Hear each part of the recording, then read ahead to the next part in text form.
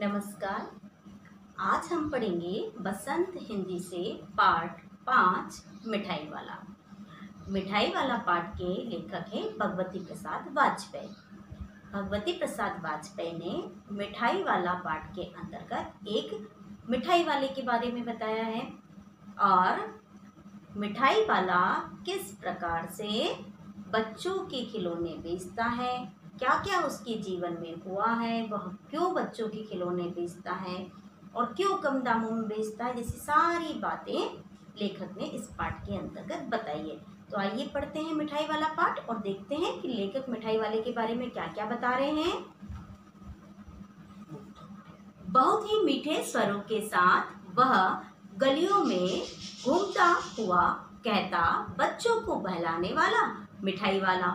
इस अधूरे वाक्य को वह ऐसे विचित्र किंतु मादक मधुर ढंग से गाकर कहता कि सुनने वाला एक बार अस्थिर हो उठता। उनके स्नेहाशक्ति कंठ से फूटा हुआ गान सुनकर निकट के मकानों में हलचल मच जाती।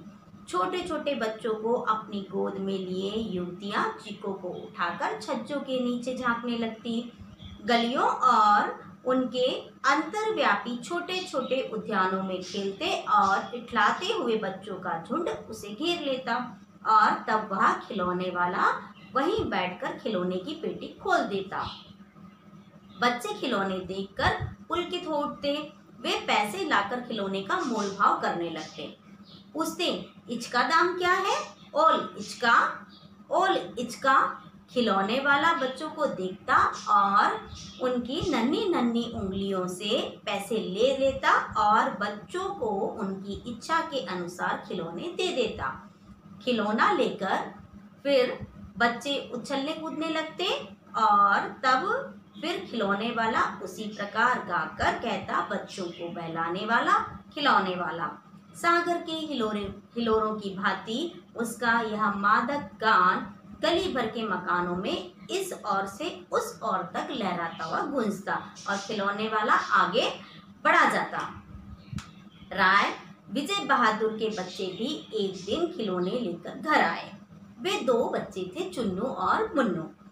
चुन्नू जब खिलौना लेकर आया तो बोला, मेला घोला केछा चुंदर है। मुन्नू बोला, ओल देखो मेला कैसा सुंदर है। दोनों अपने हाथी घोड़े लेकर घर भर में उछलने लगे। इन बच्चों की माँ रोहिणी कुछ देर तक खड़े खड़े इनका खेल निहारती रही। अंत में दोनों बच्चों को बुलाकर उसने पूछा, अरे ओ चुन्नू मुन्नू, ये खिलौने तुमने कितने के लिए हैं? मुन्नू बोला, 2 पैसे में खिलौने वाला दे गया है। रोहिणी सोचने लगी, इतने सस्ते में कैसे दे गया? यह तो वही जाने, लेकिन दे तो गया है, इतना तो निश्चय है।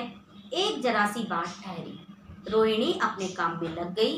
फिर कभी उसे इस पर विचार करने की आवश्यकता भला क्यों पड़ती। 6 महीने बाद नगर भर में 2-4 दिनों से एक मुरली वाले के आने का समाचार फैल गया। लोग कहने लगे, भाई वाह, मुरली बजाने में वह एक ही उस्ताद है। मुरली बजाकर गाना सुनाकर वह मुरली बेचता भी है, सो भी 2-2 पैसे में। भला इससे उसे क्या मिलता होगा? मेहनत भी तो ना आती होगी। एक व्यक्ति ने पूछ लिया, कैसा है वह मुरली वाला? मैंने तो उसे नहीं देखा। उत्तर मिला, उम्र तो उसकी अभी अधिक ना होगी, यही 20-30 का होगा। दुबला पतला गोरा युवक है, बीकानेरी रंगीन सांफा बांधता है। वही तो नहीं जो पहले खिलौने बेचा करता था। क्या वह पहले खिलौने भी बेचा करता था? हाँ, वो जो आकार प्रकार तुमने बताया है उसी प्रकार का वह भी था। तो वही होगा, पर भाई वह है तो एक उस्ताद। प्रतिदिन इसी प्रकार उस मुरली वाले की चर्चा होती। प्रतिदिन नगर की प्रत्येक गली में उसका मादक मृदुल स्वर सुनाई पड़ता, बच्चों को बहलाने वाला मुरलिया वाला। रोहिणी ने भी मुरली वाले का यह स्वर सुना। तुरंत ही उसे खिलौने वाला का स्मरण हो आया। उसने मन ही मन कहा, खिलौने वाला भी इसी तरह गा गा कर खिलौने बेचता था। रोहिणी उठकर अपने पति विजय बाबू के पास गई। जरा उस मुरली वाले को बुलाओ तो चुन्नू मुन्नू के लिए ले लूं। क्या पता या फिर कभी इधर ना आए। वे भी जान पड़ता है कि पार्क में खेलने के लिए निकल गए हैं। विजय बाबू एक समाचार पत्र पढ़ रहे थे। उसी तरह उसे लिए वे दरवाजे पर आकर उस मुरली वाले से बोले, क्यों भाई, किस तरह की देते हो मुरली? किसी की टोपी गली में गिर पड़ी, किसी का जूता पार्क में ही छूट गया और किसी की सोथनी ही ढीली होकर लटक आई। इस तरह दौड़ते हाँफते हुए बच्चों का झुंड आ पहुंचा। एक स्वर में सब बोल उठे, हम भी लेंदे मुरली और हम भी लेंदे मुरली। मुरली वाला हर्ष से गदगद हो उठा, बोला, सबको देंगे भैया, लेकिन जरा रुको, ठहरो, एक एक करके देने दो। अभी हम इतनी जल्दी कहीं लौट कर थोड़ी जाएंगे, बेचने तो आए हैं और है भी इस समय हमारे पास में 1 2 नहीं, पूरी 57। हाँ बाबूजी, क्या पूछा था आपने? कितने में दी? दी तो वैसे 3-3 पैसे के हिसाब में है, पर आपको 2-2 पैसे में दे दूंगा। विजय बाबू बाहर और भीतर दोनों रूपों में मुस्कुरा दिए। मन ही मन कहने लगे, कैसा है, देता तो सबको इसी भाव में है, पर मुझ पर उल्टा एहसान लाद रहा है। फिर बोले, तुम लोगों की झूठ बोलने की आदत होती है, देते होंगे सभी को 2-2 पैसे में, पर एहसान का बोझा मेरे ऊपर ही लाद रहे हो। मुरली वाला एकदम अप्रतिभ हो उठा, बोला, आपको क्या पता बाबूजी, इसकी असली लागत क्या है? यह तो ग्राहक का दस्तूर होता है कि दुकानदार चाहे हानि उठाकर चीज क्यों न बेचे, पर ग्राहक यही समझते हैं कि दुकानदार मुझे लूट रहा है। भला आप काहे को विश्वास करेंगे, लेकिन सच पूछिए बाबूजी, असली दाम तो 2 पैसा ही है। आप कहीं से भी 2 पैसे में ये मुरली नहीं पा सकते हैं। मैंने तो पूरी 1000 बनवाई थी, तब मुझे यह इस भाव में पड़ी है। विजय बाबू बोले, अच्छा, मुझे ज्यादा वक्त नहीं है, जल्दी से 2 निकाल दो। 2 मुरलियां लेकर विजय बाबू फिर मकान के भीतर पहुंच गए। मुरली वाला देर तक उन बच्चों के झुंड में मुरलियां बेचता रहा। उसके पास कई रंग की मुरलियां थी। बच्चे जो रंग पसंद करते, मुरली वाला उसी रंग की मुरली निकाल देता। यह बड़ी अच्छी मुरली है, तुम यही ले लो बाबू। राजा बाबू, तुम्हारे लायक तो बस यही है। हाँ भैया, तुमको यही देंगे, ये लो। मुझको वैसी न चाहिए, यह नारंगी रंग की। अच्छा, वही लो। ले आए पैसे? अच्छा, ये लो, तुम्हारे लिए मैंने पहले से निकाल रखी थी। तुमको पैसे नहीं मिले, तुमने अम्मा से ठीक से मांगे ना होंगे। धोती पकड़कर, पैरों में लिपटकर अम्मा से पैसे मांगे जाते हैं बाबू। हाँ, फिर जाओ, अब की बार मिल जाएंगे।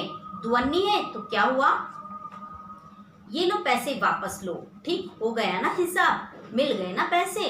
देखो, मैंने तरकीब बताई। अच्छा, अब तो किसी को नहीं लेना है, सब ले चुके। तुम्हारी माँ के पास पैसे नहीं है? अच्छा, तुम भी यह लो। अच्छा, तो अब मैं चलता हूँ। इस तरह मुरली वाला फिर आगे बढ़ गया। आज अपने मकान में बैठी हुई रोहिणी मुरली वाले की सारी बातें सुनती रही। आज भी उसने अनुभव किया, बच्चे के साथ इतने प्यार से बातें करने वाला फेरी वाला कभी नहीं आया। फिर वह सौदा भी बहुत सस्ता देता है। भला आदमी जान पड़ता है, समय की बात है। बेचारा इस तरह मारा मारा फिरता है, पेट जो ना कराए सो थोड़ा। इसी समय मुरली वाले का क्षीण स्वर दूसरी निकट की गली में सुनाई पड़ा, बच्चे को बहलाने वाला मुरलिया वाला। रोहिणी इसे सुनकर मन ही मन कहने लगी, और ऐसा मीठा स्वर। बहुत दिनों तक रोहिणी को मुरली वाले का वह मीठा स्वर, उसकी बच्चों के प्रति स्नेह शक्ति आदि की बातें याद आती रही। महीने के महीने आए और चले गए, फिर मुरलिया वाला ना आया। धीरे धीरे उसकी स्मृति भी क्षीण हो गई। 8 मास बाद सर्दी के दिन थे। रोहिणी स्नान करके मकान की छत पर चढ़कर अजनानुमित केश राशि सुखा रही थी। इस समय नीचे की गली में सुनाई पड़ा, बच्चों को बहलाने वाला मिठाई वाला। मिठाई वाले का स्वर उसके लिए परिचित था। झट से रोहिणी नीचे उतर आई। उसने उसके पति मकान में नहीं थे, इसलिए उनकी जो वृद्धा दादी थी रोहिणी उनके निकट आकर बोली, दादी, चुन्नू मुन्नू के लिए मिठाई लेनी है, जरा कमरे में चलकर ठहराओ। मैं उधर कैसे जाऊं, कोई आता ना हो, जरा हटकर मैं चिक्की ओट में बैठी रहूंगी। दादी उठकर कमरे में आकर बोली, ए मिठाई वाले, इधर आना। मिठाई वाला निकट आ गया, बोला, कितनी मिठाई दूं माँ? ये नए तरह की मिठाइयाँ हैं, रंग बिरंगी, कुछ कुछ खट्टी, कुछ कुछ मीठी, जायकेदार, बड़ी देर तक मुंह में टिकती हैं, जल्दी नहीं घुलती, बच्चे बड़े चाव से चूसते हैं। इन गुणों के सिवा ये खांसी भी दूर करती है। कितनी दूं? चपटी, गोल, पहलदार गोलियां हैं, पैसे की 16 देता हूँ। दादी बोली, 16 तो बहुत कम होती है, भला 25 तो देते हैं। मिठाई वाला, नहीं दादी, अधिक नहीं दे सकता, इतना भी देता हूँ, या अब मैं ही, तुम्हें क्या, खैर मैं अधिक न दे सकूंगा। रोहिणी दादी के पास ही थी, बोली, दादी फिर भी काफी सस्ता दे रहा है, 4 पैसे की ले लो यह पैसे। मिठाई वाला मिठाइयाँ गिनने लगा। तो 4 की दे दो, अच्छा 25 न सही 20 ही दे दो। अरे हाँ, मैं बूढ़ी हुई, मोल भाव मुझे ज्यादा करना आता नहीं, कहते हुए दादी के पोपले मुंह से जरा सी मुस्कुराहट फूट निकली। रोहिणी ने दादी से कहा, दादी इससे पूछो, तुम इस शहर में और कभी भी आए थे या पहली बार आए हो? यहाँ के निवासी तो तुम नहीं हो। दादी के इस कथन को उन्हें दोहराने की आवश्यकता नहीं पड़ी। मिठाई वाले ने उत्तर दिया, पहली बार नहीं, कई बार पहले भी आ चुका हूँ। रोहिणी चिक्की आड़ में से बोली, पहले यही मिठाई बेचते हुए आए थे या कोई और चीज लेकर? मिठाई वाला हर्ष, संशय और विस्मय आदि भावों में डूबकर बोला, इससे पहले मुरली लेकर आया था और उससे भी पहले खिलौने लेकर। रोहिणी का अनुमान ठीक निकला। अब तो वह उससे और भी कुछ बातें पूछने के लिए अस्थिर हो उठी। वह बोली, इन व्यवसायों से भला तुम्हें क्या मिलता होगा? वह बोला, मिलता भला क्या है, यही खाने भर को मिल जाता है, कभी नहीं भी मिलता, पर हाँ संतोष, धीरज और कभी कभी असीम सुख जरूर मिलता है, और यही मैं चाहता भी हूँ। सो कैसे, यह भी बताओ। अब व्यर्थ उन बातों की चर्चा क्यों करूं, उन्हें आप जाने ही दें। उन बातों को सुनकर आपको भी दुख होगा। जब इतना बताया है तब और भी बता दो। मैं उत्सुक हूँ, तुम्हारा हर्जा ना होगा, मिठाई मैं और भी ले लूंगी। अतिशय गंभीरता के साथ मिठाई वाले ने कहा, मैं भी अपने नगर का एक प्रतिष्ठित आदमी था, मकान, व्यवसाय, गाड़ी, घोड़े, नौकर चाकर सब कुछ था, स्त्री थी, छोटे छोटे 2 बच्चे भी थे। मेरा वह सोने का संसार था, बाहर संपत्ति का वैभव था, भीतर सांसारिक सुख था। स्त्री सुंदर थी, मेरे प्राण थी, बच्चे ऐसे सुंदर जैसे सोने के सजीव खिलौने। उनकी अटखेलियों के मारे घर में कोलाहल मचा रहता था। समय की गति, विधाता की लीला, अब कोई नहीं है। दादी, प्राण निकाले नहीं निकले, इसलिए अपने उन बच्चों की खोज में निकला हूँ। वे सब अंत में होंगे तो यहीं कहीं, आखिर कहीं ना कहीं तो जन्मे ही होंगे। उस तरह रहता तो घुल घुल कर मरता, इस तरह सुख संतोष के साथ मरूंगा। इस तरह के जीवन में कभी कभी अपने उन बच्चों की एक झलक मुझे मिल जाती है। ऐसा जान पड़ता है जैसे वे इन्हीं में उछल कूद कर हंस खेल रहे हैं। पैसों की कमी थोड़ी है, आपकी दया से पैसे काफी हैं, जो नहीं है इस तरह उसी को पा जाता हूँ। रोहिणी ने अब मिठाई वाले की ओर देखा, उसकी आंखों में आंसू तर रहे थे। इसी समय चुन्नू और मुन्नू आ गए। रोहिणी से लिपटकर उसका आंचल पकड़कर बोले, अम्मा मिठाई मुझसे लो। यह कहकर तत्काल कागज की 2 पुड़ियां मिठाइयों से भरी मिठाई वाले ने चुन्नू मुन्नू को दे दी। रोहिणी ने भीतर से पैसे फेंके। मिठाई वाले ने पेटी उठाई और कहा, अब इस बार पैसे ना लूंगा। दादी बोली, अरे अरे नाना, पैसे तो लिए जा भाई। तब तक आगे फिर स्वर सुनाई पड़ा, उसी प्रकार मादक और मधुर स्वर में, बच्चों को बहलाने वाला मिठाई वाला।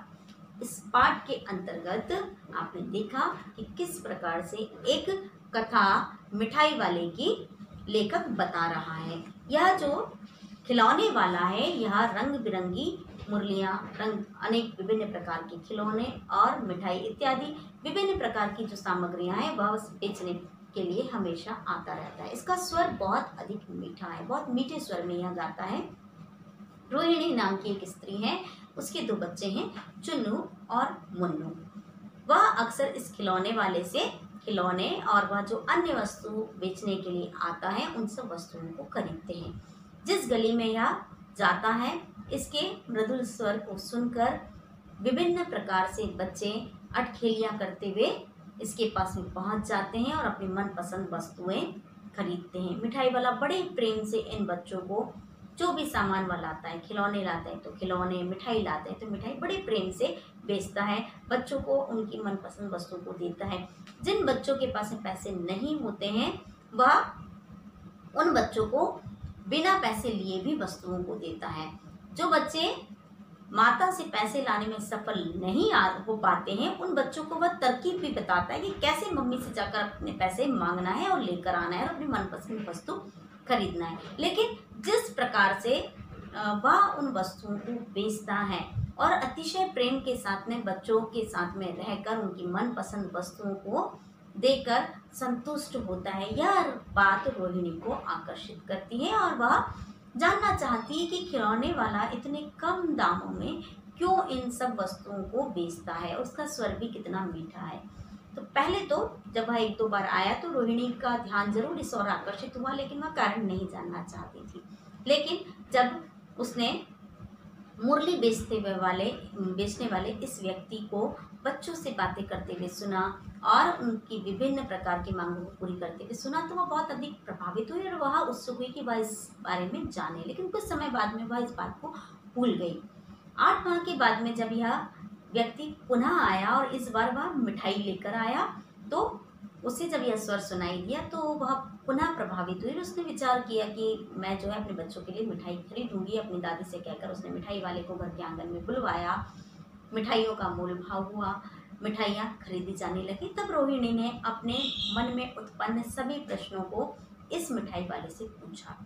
जब मिठाई वाले से पूछा गया तो पहले तो उसने इनकार किया कि जानने से जो है तकलीफ ही होगी, इसलिए ना जाने तो बेहतर है। लेकिन रोहिणी के मन में जिज्ञासा अधिक थी, वह मिठाई वाले के व्यक्तित्व से बहुत अधिक प्रभावित थी। वह जानना चाहती थी कि आखिर कोई फेरी वाला क्यों इतने प्रेम से बच्चों के साथ में रहता है और इतने सस्ते दामों में उन्हें वस्तुओं को बेचता है। आखिरकार के उसका प्रयत्न सफल भी हुआ। मिठाई वाला उसे बताता है कि उसका अपना एक घर था, वह नगर का प्रतिष्ठित व्यक्ति था और काफ़ी धन संपन्न व्यक्ति था। उसके घर में नौकर चाकर इत्यादि सभी थे, उसकी पत्नी और 2 बच्चे थे। लेकिन समय की गति के साथ में उसका यह हंसता खिलता परिवार नष्ट हो गया। मतलब उसकी जो पत्नी है और उसके जो 2 बच्चे हैं उनकी मृत्यु हो गई। ऐसे में बच्चों की मृत्यु के बाद में वह घुट घुट कर मरता। तो उसने विचार किया कि ज़्यादा बेहतर है कि वह दुखी जीवन जीने से अच्छा है कि बच्चों की मनपसंद वस्तुओं को खरीदें और उनके बीच में जाकर उन्हें बेचें। इस आशा के साथ में, इस उम्मीद के साथ में कि उसके जो बच्चे हैं जिनकी मृत्यु हो गई है उन्होंने पुनः जन्म ले लिया होगा और इन बच्चों के बीच में ही पुनः जन्म लेकर वे कहीं ना कहीं होंगे। इसीलिए वह बच्चों की मनपसंद वस्तुओं को बहुत कम दामों में बेचता था और बहुत प्रेम पूर्वक बच्चों को संतोषपूर्वक विभिन्न प्रकार की वस्तुओं को देता था। जब रोहिणी को यह बात पता चली तो उसे बहुत अधिक दुख हुआ। उसने मिठाई वाले को देखा तो मिठाई वाले की आंखों में भी आंसू थे। वह अपने बच्चों के लिए जो प्रेम है उस प्रेम को वह विभिन्न बच्चों में बांटता है और उससे सुख और संतोष प्राप्त करता है। जब वह रोहिणी और दादी को यह सब बता रहा होता है अपने बारे में, तभी चुन्नू और मुन्नू अर्थात रोहिणी के दोनों बच्चे आ जाते हैं और वह माता से अपनी मिठाई मांगते हैं। लेकिन मिठाई की पुड़िया मिठाई वाला बच्चों को देता है और बिना पैसे लिए ही चला जाता है। तो इस प्रकार से इस कथा के अंतर्गत एक फेरी वाला व्यक्ति है जिसके बारे में लेखक ने यहाँ पर बताया है कि वह मधुर स्वर में गा गा कर विभिन्न प्रकार के सामानों को बेचता है और अपने बच्चों से बिछड़ने का जो दुख है उस दुख को कम करने के लिए वह इन बच्चों के बीच में रहकर सुख और संतोष प्राप्त करता है। तो यह थी भगवती प्रसाद वाजपेयी की कथा मिठाई वाला। आशा करती हूँ कि आपको बहुत अच्छी लगी होगी और आप इस फेरी वाले के बारे में जान पाए होंगे। नमस्कार।